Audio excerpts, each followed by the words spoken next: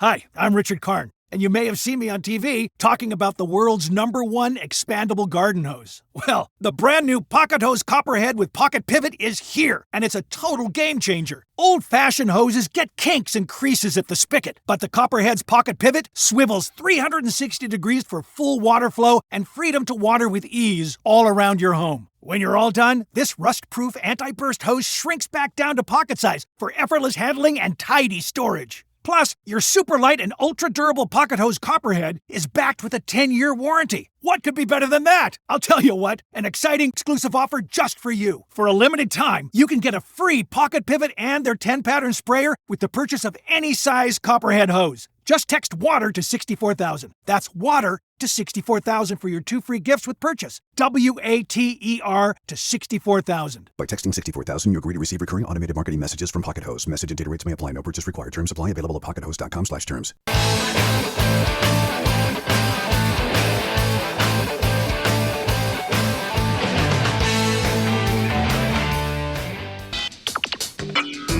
You are about to listen to the Dr. Daliah Show. Sassy, stimulating medical talk radio. Any medical advice Dr. Daliah Wax gives on her show should not be substituted for an actual visit to your medical provider. And now, here's Dr. Daliah.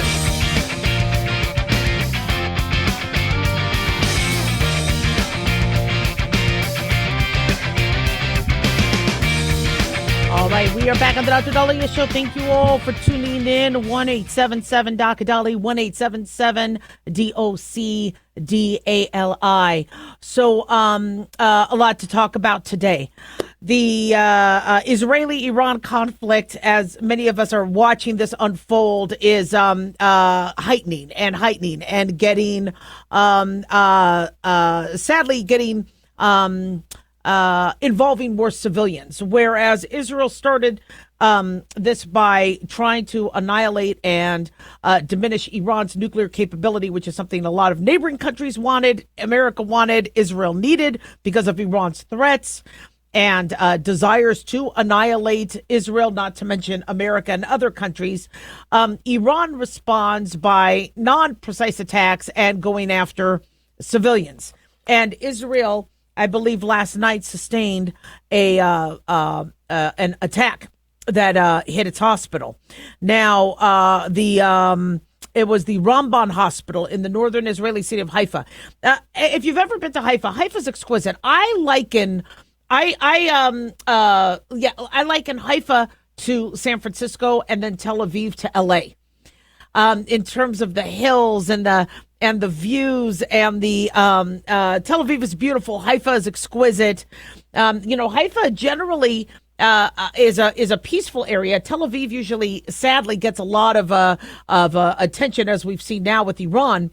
But unfortunately, Iran is just blasting their missiles indiscriminately and hits a hospital. In fact, that hospital, I believe, took care of many of the wounded from the Hamas attack a year and a half ago. Hospital staff have moved patients underground into a parking garage that could also, I guess, double as a temporary hospital facility.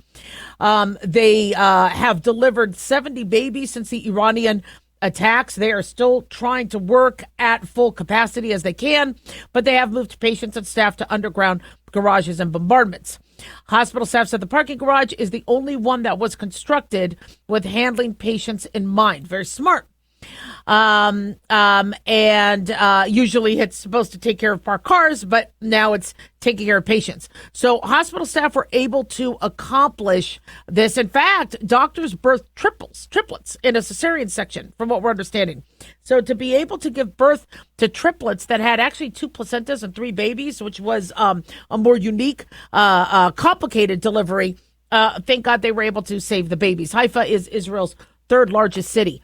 America, it's very interesting. We're seeing the poll numbers and their attitudes towards what's happening with Iran and Israel. Even though America does not necessarily want troops involved, there is increasing support to end Iran's nuclear capabilities. And people do not trust Iran.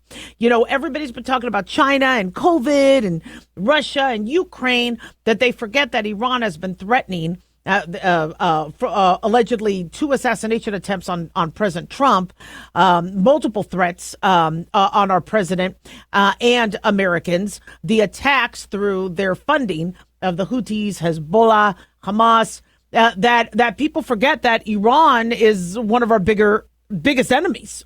And so, Trump has been in the Situation Room. I believe they asked him, when will Iran know if America's getting involved? And I think he said something like the second before or something like that. Obviously people are very, very concerned about how America will take a role and why America will take a role.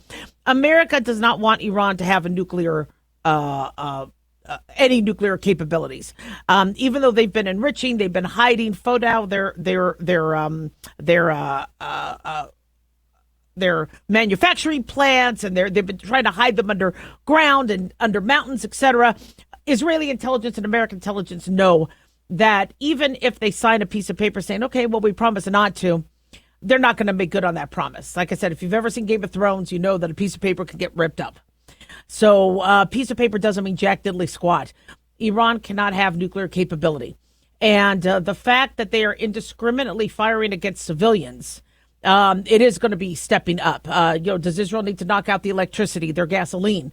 Israel is basically doing the work for all the countries that want Iran to be neutralized. And Israel needs help. Their Iron Dome is amazing, being able to protect their citizens, but it can only take so much. And it sounds like Iran is trying to bombard it with as much as they can. Iran does not have as good a military as Israel or America, but in terms of their numbers of missiles, and if they decide to add any nuclear capabilities to any of these, is the unknown that's making us all nervous. I'm supposed to be going to Israel in a few months. I have family there. The many birthright Americans that were there for the birthright, where they get to go and visit the homeland, visit the religious areas and artifacts, and you'll learn about the history. Many of them have been there during this whole time. And Florida Governor Ron DeSantis helped get them out. Apparently what the Israeli Navy did is they chartered a cruise ship to get the American birthright students who are about college age, high school college age, onto a ship to go to Cyprus. And then from Cyprus, Florida Governor Ron DeSantis, I believe, chartered jets to get them back to America. Very, very cool. So, obviously civilian safety is paramount all around in the area. We don't want an all-out war. We don't want a nuclear war.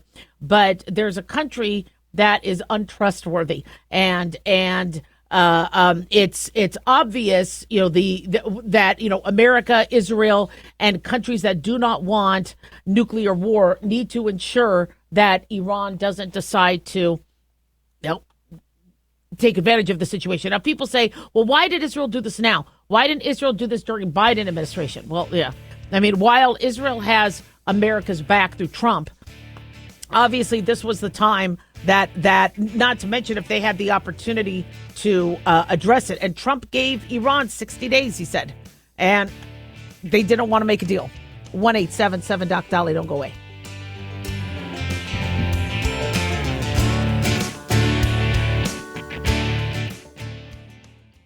Hi, I'm Richard Karn, and you may have seen me on TV talking about the world's #1 expandable garden hose. Well, the brand new Pocket Hose Copperhead with Pocket Pivot is here, and it's a total game changer. Old-fashioned hoses get kinks and creases at the spigot, but the Copperhead's Pocket Pivot swivels 360 degrees for full water flow and freedom to water with ease all around your home. When you're all done, this rust-proof anti-burst hose shrinks back down to pocket size for effortless handling and tidy storage. Plus, your super light and ultra-durable Pocket Hose Copperhead is backed with a 10-year warranty. What could be better than that? I'll tell you what, an exciting exclusive offer just for you. For a limited time, you can get a free Pocket Pivot and their 10-pattern sprayer with the purchase of any size Copperhead hose. Just text WATER to 64,000. That's WATER to 64,000 for your 2 free gifts with purchase. WATER to 64,000. By texting 64,000, you agree to receive recurring automated marketing messages from Pocket Host. Message and data rates may apply. No purchase required. Terms apply. Available at pockethost.com/terms.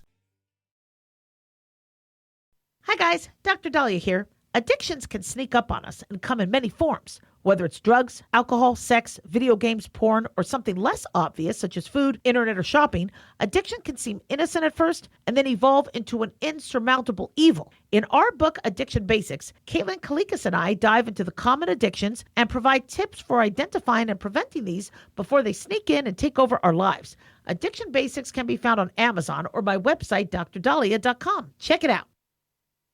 Carl Amari here to tell you about our newest website for old-time radio lovers. It's 100radioshows.com. At this site, there are 5 old-time radio shows waiting for you to download free as our gift to you, and be sure to browse the additional 700 old-time radio shows available to you for 70% off by using the promo code RADIO at checkout. This is a limited-time offer, so log on to 100radioshows.com. That's 100radioshows.com.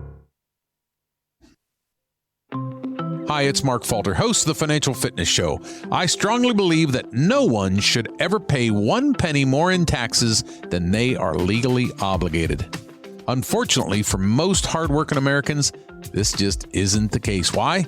Because most people spend more time planning next weekend's getaway than trying to ensure they're going to pay less in taxes. My financial fitness team has put together some materials that I know are going to help you. It's the Tax Savings Kit. Tax Savings Kit includes 3 things: free tax analysis, top 10 ways to pay less in taxes, and an investor's guide to taxes. Now, how do you get it? Simple. 866-764-2635. Again, 866-764-2635. I'm Mark Falter. This is Financial Fitness, making personal finance profitable. Hi, I'm Richard Karn, and you may have seen me on TV talking about the world's #1 expandable garden hose. Well, the brand new Pocket Hose Copperhead with Pocket Pivot is here, and it's a total game changer. Old-fashioned hoses get kinks and creases at the spigot, but the Copperhead's Pocket Pivot swivels 360 degrees for full water flow and freedom to water with ease all around your home. When you're all done, this rust-proof anti-burst hose shrinks back down to pocket size for effortless handling and tidy storage. Plus, your super light and ultra-durable Pocket Hose Copperhead is backed with a 10-year warranty. What could be better than that? I'll tell you what, an exciting exclusive offer just for you. For a limited time, you can get a free Pocket Pivot and their 10-pattern sprayer with the purchase of any size Copperhead hose. Just text WATER to 64,000. That's WATER to 64,000 for your 2 free gifts with purchase. WATER to 64,000. By texting 64,000, you agree to receive recurring automated marketing messages from Pocket Host. Message and data rates may apply. No purchase required. Terms apply. Available at pockethost.com/terms.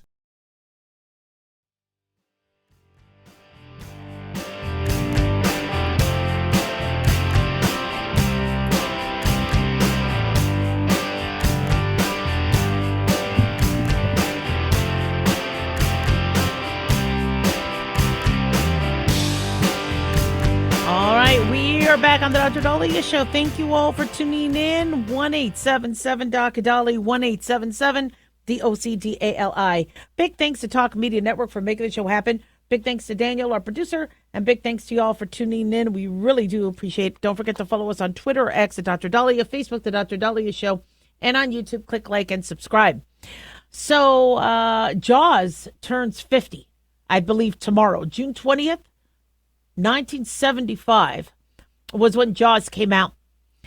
It was considered one of the first blockbusters of modern times that happened. It was kind of like a 1-2 punch between Jaws and then Star Wars. I think Star Wars came out a couple years after that. I was really little, but it was one of the biggest blockbusters that could allow sequels, and I believe there were 3 sequels that followed Jaws. I remember Back to the Future 2. They pretended to be like Jaws 25, but they stopped, thank God, after a while. Sharknado took over, and that had, I think, more sequels than it needed. But, you know, sharks people were fascinated by. But what was so amazing about Jaws was it changed people's attitudes towards fish, towards the ocean. In fact, when you learn to scuba dive, they have to put in hours of time, hours of training on to dispel the misconceptions that people have as it pertains to sharks because of the movie Jaws. Jaws completely transformed, how and it was a movie about a shark. It was supposed to be fiction. Still to this day, people are like, oh my God, the shark's going to eat me. Now, sharks do attack, but at a much, this great white shark in the movie acted like all I wanted to do was eat people and babies. The average shark doesn't want you, right? They want seals. They want real food. They don't necessarily want to eat you and consume you. They might bite you and they might leave.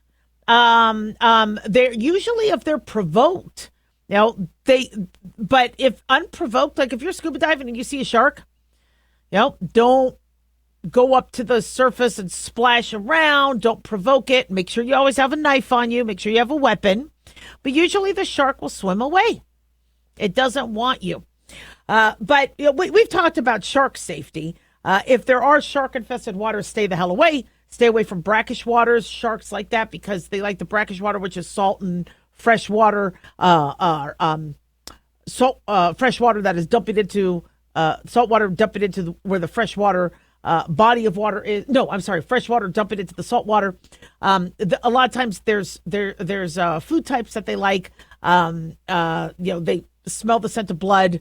If there's animals there that are feeding, wherever their activity is there, that those areas might attract them. Of course, they like warmer waters, and so you'll see them, in areas around Florida, etc. In fact, you'll see sharks high on cocaine because of the drug smuggling strategy of, well, what we're going to do is we're going to dump it, and then we're going to have scuba divers go and get them. And unfortunately, sharks have been allegedly getting into the cocaine. But looking at Jaws, one thing that I really love is who was going to be casted for certain roles. What was some of the behind the scenes? Richard Dreyfuss was in a recent interview saying, I never had any argument, or there was never any war, between me and the actors. That was made up. But he said he found filming Jaws boring. And the reason why he found it boring is you had to keep waiting and waiting. So let's say they were in the water and all of a sudden there was a sailboat. They had to wait for that sailboat to go. Now, Universal Studios now has, that water area where they filmed the Truman Show and all that. But I think this might have been before Universal Studios, where I think it was Warner Brothers. I forget who did Jaws. But, you were out in the ocean. You were filming. And if there was a sailboat, you had to wait for that to go. He said that could take about an hour, hour and a half for the sailboat to get out of the scene. And then by then, another one would come. So he said it was, boring. Other interesting trivia. I'm looking at USA Today. I'm just fascinated by this kind of stuff. But the mechanical shark Bruce was named after Steven Spielberg's lawyer, Bruce Raymer. So I remember hearing about that, where they named the shark Bruce, on the set. And that was a joke against his lawyer. Jaws was nominated for 4 Oscars and won 3: Best Sound, Best Score, and Best Editing. But looks like did not win Best Movie. Susan Black Linney played the shark's first victim. How that happened was they harnessed 2 ropes that dragged her back and forth in the water to simulate her being taken. Do you remember that scene? Gosh, that was scary. When I saw that as a kid, I was like, I should not have seen this as a kid. There were 6 shark victims in the movie, including possibly that dog. Remember, we were worried about the dog. So we assumed the dog died. Spielberg was only 28 years old when Jaws was released. He's been around for a long time. He's made a lot of movies. Peter Benchley, the writer that helped write the story, actually is in one of the movie scenes as a TV reporter. Benchley and Spielberg. Benchley was originally hired to write the screenplay. They said they kind of publicly, I guess he and Spielberg didn't get along, so there was a little bit of drama before the movie let out. But where was Jaws filmed? Apparently Jaws was filmed mostly on Martha Vineyards in Massachusetts. So that's interesting. In the original novel, they said it wasn't necessarily, you remember the mayor had to keep the beaches open. In the original movie, it was the mafia. But in the movie, they decided to not to have the mafia component because I don't know if you remember with The Godfather, the mafia did not like, the idea behind The Godfather and wanted to stop the movie. So I think with Jaws, they just didn't want to get the mafia involved. So they were like, oh, we'll just make it greed. Composer John Williams had written scores for Lost in Space, known as Johnny Williams. The mechanical shark had a lot of issues. It kept malfunctioning. I think they had 3 mechanical sharks. This was pre-CGI era. So when you watch the movie, you're looking at what went into it. I think it was only supposed to take about 55 days to shoot? Instead, it took 159 days. Brody, the role of Brody, apparently Charlton Heston wanted. From what we understand, he lobbied hard. Brody, I forget who played Brody, but he was fantastic. But Charlton Heston would have been fantastic too. Now, was Jaws based on a real story? Well, they say, according to USA Today, it was based on an actual 1916 incident at the Jersey Shore. A rogue shark killed 4 brothers, 2 of them in an estuary. And they said they made a similar scene in the movie. In the original novel, Hooper, which was played by Richard Dreyfuss, and Mrs. Brody, Lorraine Gary, had an affair. Oh, that's interesting. Scott Joplin's Ragtime was heard from the band during the beach panic sequence.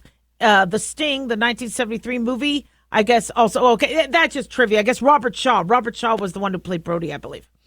And then let me see, there's some other little tidbits. Universal Studios, it was Universal Studios. They spent $1.8 million promoting Jaws. It was first shown on TV in 1979. The You're Gonna Need a Bigger Boat. I thought it was We're Gonna Need a Bigger Boat, but it's You're Gonna Need a Bigger Boat. That was improvised. That was not written. That was said off the cuff.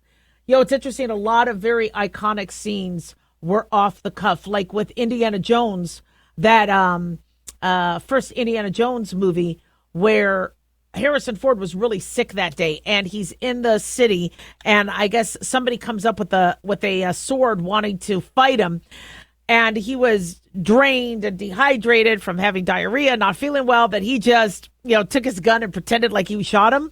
And they were like, that works. So that was an improvised scene. That stuff is cool. I just love movie trivia. So Jaws did not get Best Picture for Oscar. It lost to One Flew Over the Cuckoo's Nest. The movie rights were purchased for $175,000. Wow.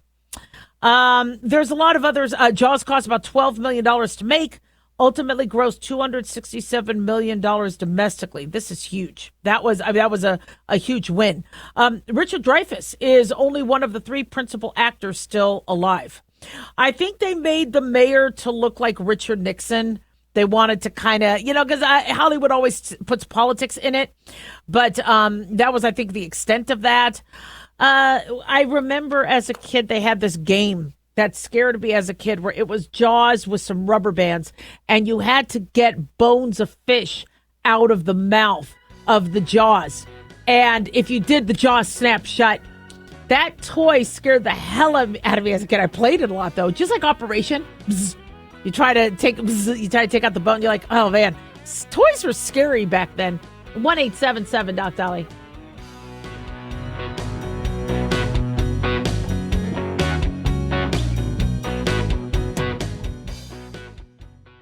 Hi, I'm Richard Karn, and you may have seen me on TV talking about the world's #1 expandable garden hose. Well, the brand new Pocket Hose Copperhead with Pocket Pivot is here, and it's a total game changer. Old-fashioned hoses get kinks and creases at the spigot, but the Copperhead's Pocket Pivot swivels 360 degrees for full water flow and freedom to water with ease all around your home. When you're all done, this rust-proof anti-burst hose shrinks back down to pocket size for effortless handling and tidy storage. Plus, your super light and ultra durable pocket hose Copperhead is backed with a 10-year warranty. What could be better than that? I'll tell you what, an exciting exclusive offer just for you. For a limited time, you can get a free pocket pivot and their 10-pattern sprayer with the purchase of any size Copperhead hose. Just text WATER to 64,000. That's WATER to 64,000 for your 2 free gifts with purchase. WATER to 64,000. By texting 64,000, you agree to receive recurring automated marketing messages from Pocket Hose. Message and data rates may apply. No purchase required. Terms apply. Available at pockethose.com/terms.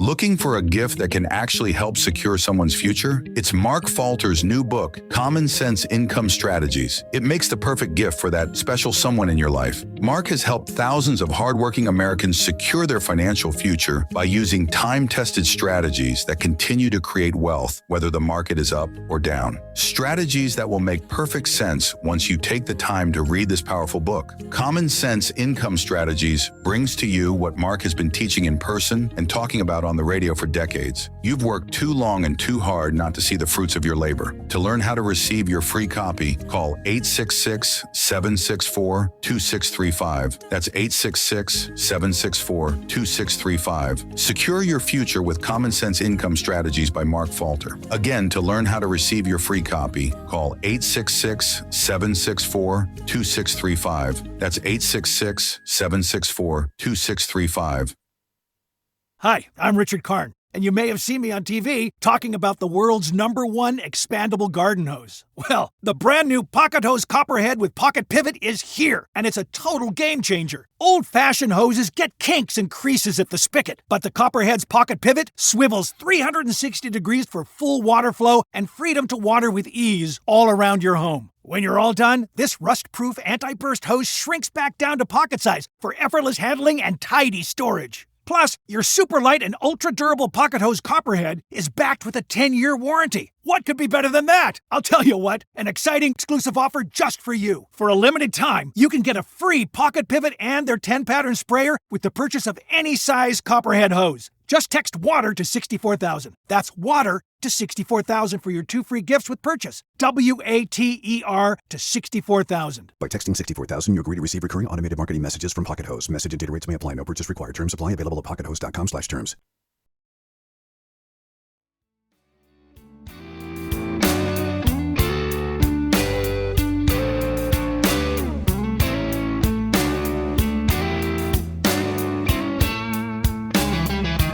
All right, we are back on the Dr. Daliah Show, 1-877-DOC-DALI, 1-877-DOC-DALI. So I am not skinny.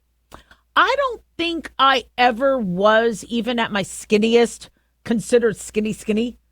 I, could fit into a size 7 outfit, 9 to 7. I would wear the junior. I think women's clothes were 8, 10, 12, 14. I like the junior section because the clothes were cuter, so 7 and 9. But, even at my skinniest, I was a 10 or an 11. And I was never a size 2 or 0.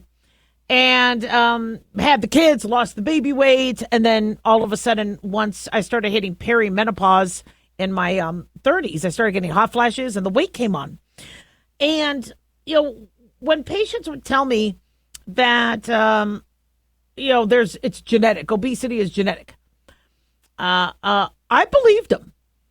I know, the media and TV is like, no, everybody can be super skinny.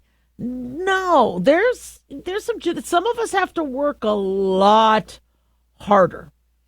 And I've even heard doctors debunk that. Doctors say, no, everybody has the potential to be, because look at our skeletons. And I'm like, look, I get we all have the same size skeletons, but I'm sorry.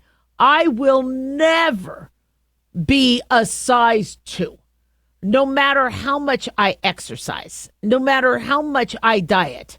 I'm not going to be a size 2. I got size 10 feet. My skeleton and my genetics, I have a different build. I just do. And so if I could be a size 10, that's wonderful. But you'll argue with your medical professional, saying, but I think there is something genetic to this. Every medical professional should understand that you're not entirely wrong. We need to work with it. We might have to work harder. But yes, your genetic makeup does play a role. And now we have another study testifying that. According to Fox News, new research from Harvard T.H. Chan School of Public Health and Ben Gurion University in Israel found that 1/3 of people who followed a healthy diet did not lose any weight. Now, you'll experience the health benefits like lowering cholesterol, that kind of stuff, but didn't lose weight. They ate healthy and didn't lose weight. Participants exhibited significant improvements if they ate a healthy diet in their cardiometabolic markers, including cholesterol, lower levels of the hunger hormone leptin, less visceral fat, which was found deep inside the abdominal cavity. But they didn't necessarily lose weight by eating healthy. The study published in the European Journal of Preventive Cardiology looked at changes in weight and health for 761 individuals in Israel who had abdominal obesity. During 3 trials, participants were assigned to specific healthy diets: low-fat, low-carb Mediterranean, green Mediterranean. These are the different diets. One was a low-fat diet, one was a low-carb diet, one was Mediterranean, and one was green Mediterranean for 18 to 24 months. I believe the green Mediterranean is no fish and lean meat. Across all clinical trials, 36% of participants achieved clinically significant weight loss, while 36% achieved moderate weight loss, 28% nothing. Lost no weight. In fact, some even gained eating healthy. Those who were resistant to weight loss, mostly older individuals and women, showed the same health improvements as participants who lost weight, though. So, according to Anat Yaskola Meyer, we have been conditioned to equate weight loss with health, and weight loss resistant individuals as often labeled as failures. Our findings reframe how we define clinical success. People who do not lose weight can improve their metabolism and reduce their long-term risk. That's a message of hope and not failure. So the study was funded by the German Research Foundation. The genetic factors and the exact genes, if we could figure out how to manipulate that gene, we could learn how to manipulate obesity, but we're not there yet. Plus, we don't know how dangerous that is. And so when you see all the opportunities for weight loss out there, whether it's bariatric surgery, whether it's the Ozempic Mounjaro, whether it's Weight Watchers, whether it's diet and exercise, intermittent fasting, I keep saying this, it's different strokes for different folks. What worked on your husband or wife might not necessarily work for you.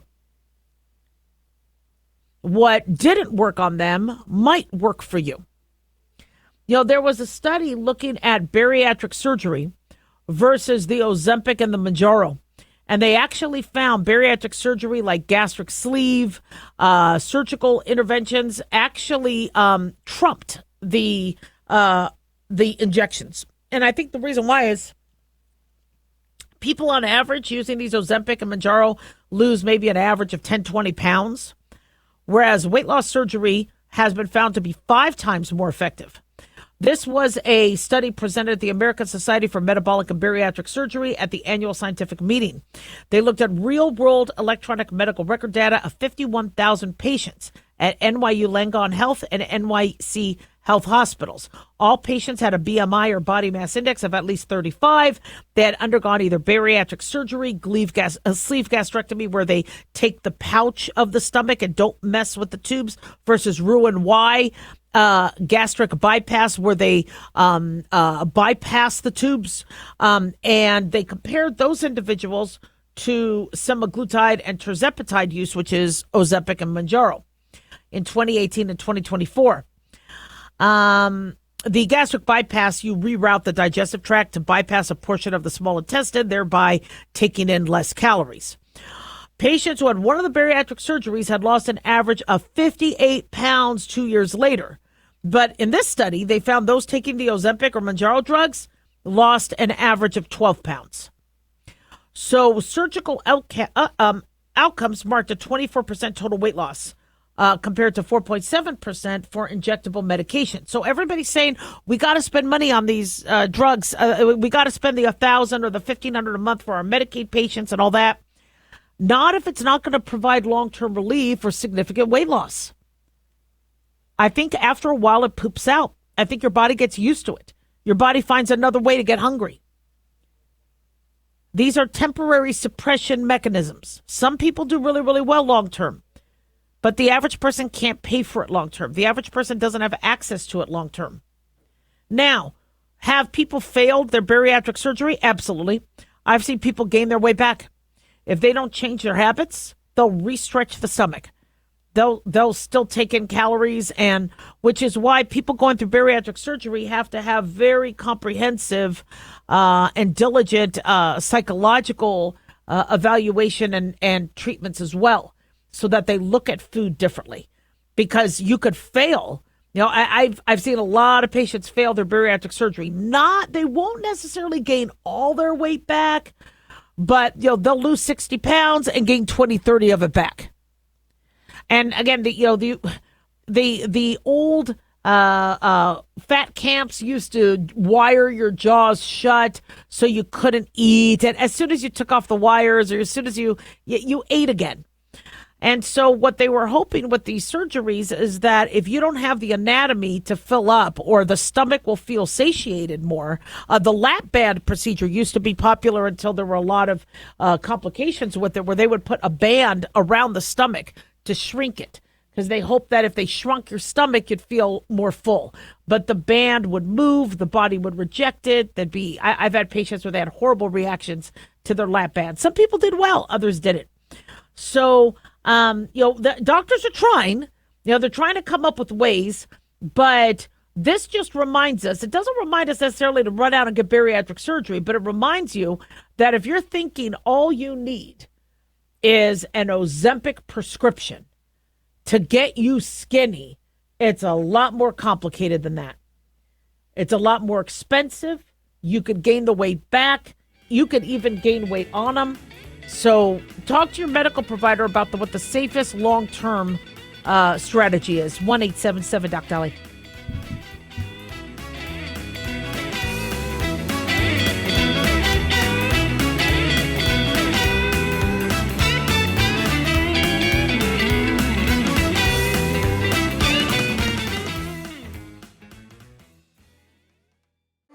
This is your before and after story.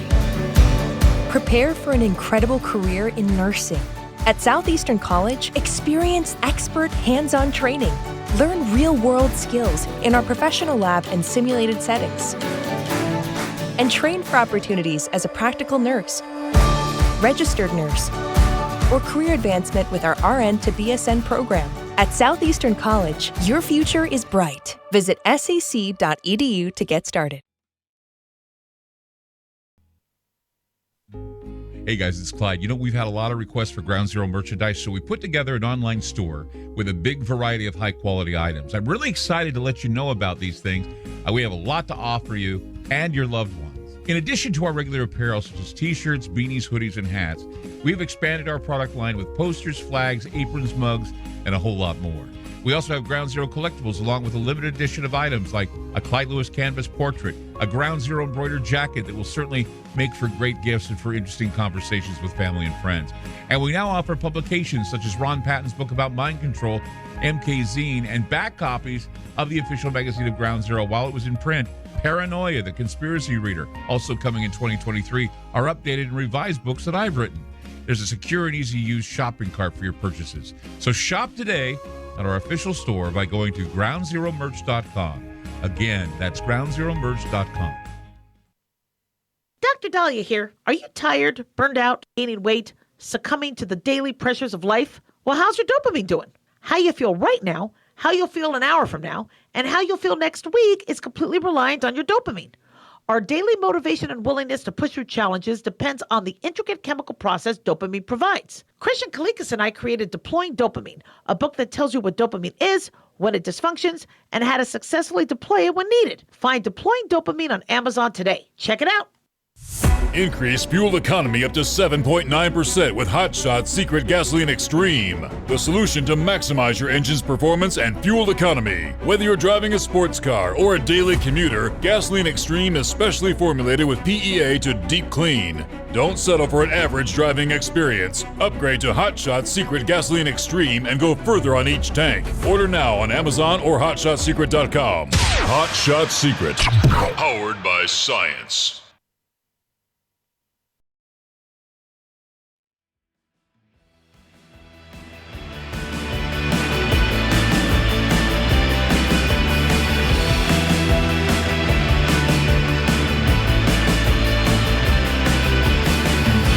All right, we are back on the Dr. Daliah Show. Thank you all for tuning in. 1-877-Dr. 1-877-DOC-DALI.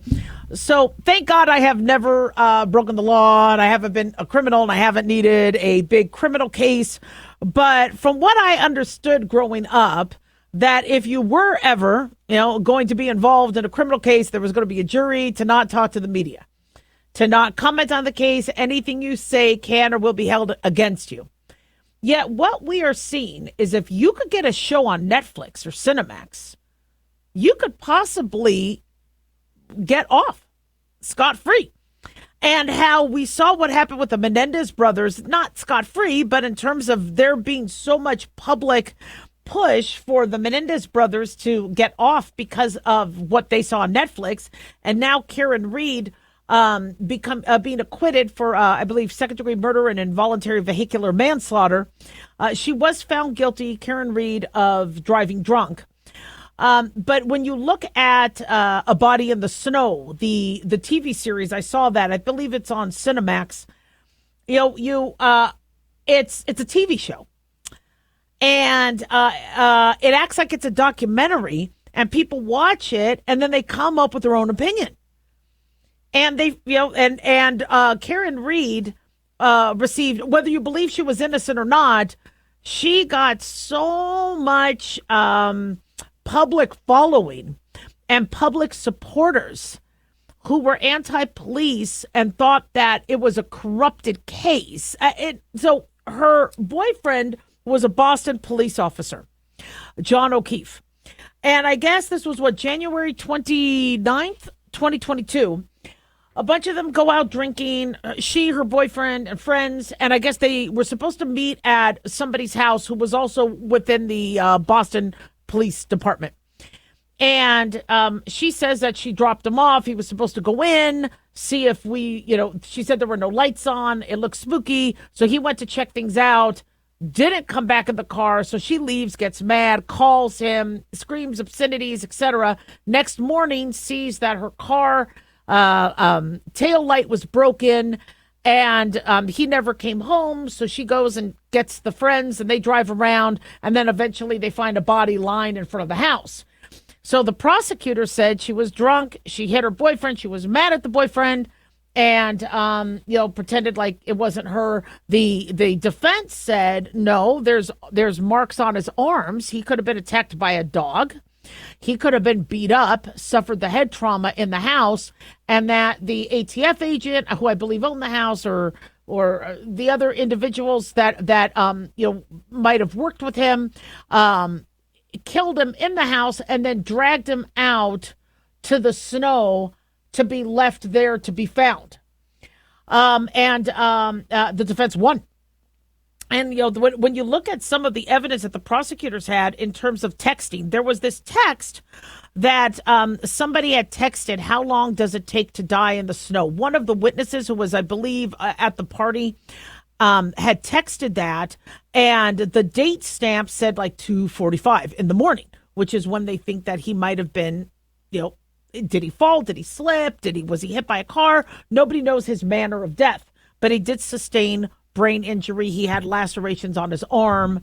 So witnesses and experts debated, could that have been a characteristic of a pedestrian vehicle hit or not? But I didn't know much about Google and timestamp, but they said if you open a window, that's where your timestamp is.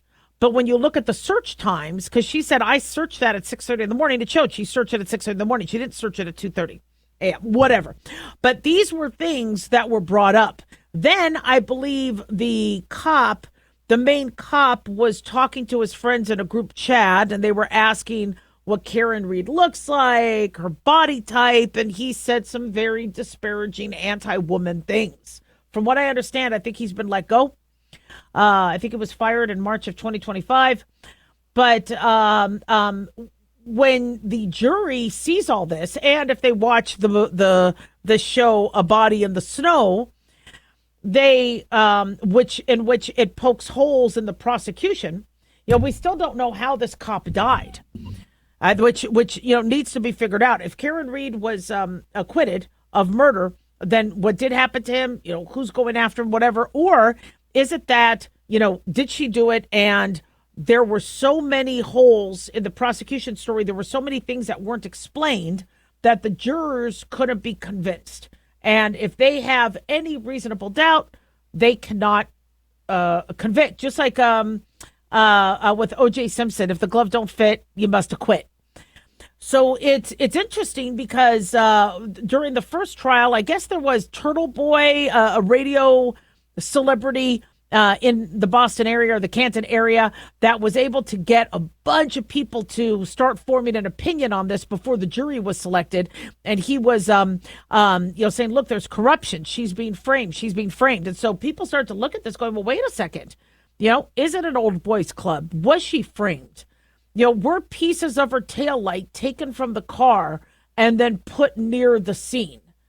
It is kind of confusing why, if somebody did, get into a fight and then die, why they would, drag the body, and then you wouldn't see signs of that. It was snowing. There was a snowstorm. There's a lot of things that didn't make sense. It made more sense, which is why the prosecution pursued this case, where her car had busted taillights. He was hit. There were phone calls of her being mad, but it wasn't enough to incriminate. So when you look at the art of law, many attorneys are like, she wouldn't get acquitted. She wouldn't be found guilty because the prosecution had too many issues with their case. They did have one expert that apparently said you could see the car reversed. You saw the car speed up and reverse. Apparently there's a black box in cars. So you could see exactly what happened to a car. They had that evidence. But because they were able to poke holes in that and the defense had their own experts, the jury was convinced that no, I guess then her reversal didn't necessarily mean she hit somebody. So, law, I'm not a lawyer. I'm a doctor. And I do like to look at the forensics. They were showing, and again, we have a police officer who has died, who, by the way, was taking care of his niece and nephew because his sister had died of a brain tumor, and 2 months later, her sister's husband had died of a heart attack. So here he is, he's taking care of his niece and nephew. We have a cop who ends up being dead. And we don't know why he's dead. But when you look at the arm lesions, they look like scratches. They look like, to me, originally it looked like somebody who rolled along the ground and rocks cut him. But the defense said it could have been the dog. Now, there was no dog saliva DNA, but there was pig DNA. So they found pig DNA on the arm. Well, he wasn't attacked by a pig, we don't believe. But the defense said, well, the pig DNA could be from the pig treats or the pork that the dog ate. So with the jury looking at all these, questions and other possibilities, they decided to, the first trial, it was a mistrial. It appeared that the jury was not unanimous. Some thought she was guilty. Some thought she wasn't. So the first trial was declared a mistrial. The second time around, I haven't really been watching. I haven't been up on that. But apparently the second time around, they were able to come to a conclusion that she was not guilty of murder or involuntary manslaughter. But I believe it's going to be a year probation for drunk driving. So I don't know if she's innocent or not. She now legally she's innocent. And it's a shame we have a cop, who has died. If there was a murderer, are they still on the loose? But boy, does TV and media start to sway things. So if, God forbid you ever get, I guess, in trouble or you're being framed or whatever, get a TV show about you. Because it seems like these things help. 1-877-DOC-DOLLY. Don't go away.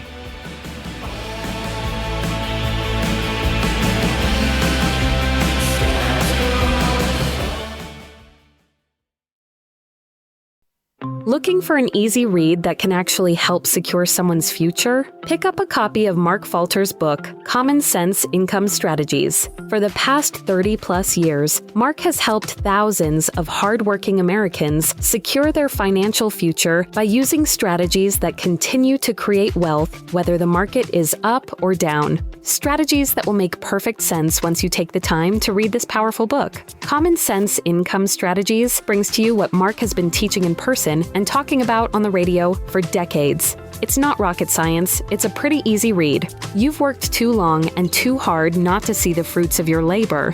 Common Sense Income Strategies is available now on Amazon or by calling 866-764-2635. That's 866-764-2635. Common Sense Income Strategies by Financial Fitness Show host Mark Falter. Secure your financial future today. Breaking news from the stadium tonight as an anonymous fan foot the bill for 55,000 hot dogs, bringing that sweet tubed meat to everyone in attendance. Free dogs! Yeah! 55,000 hot dogs? What does that even cost? While the identity of this Frankfurter philanthropist remains anonymous, their all-beefy generosity will go down in history.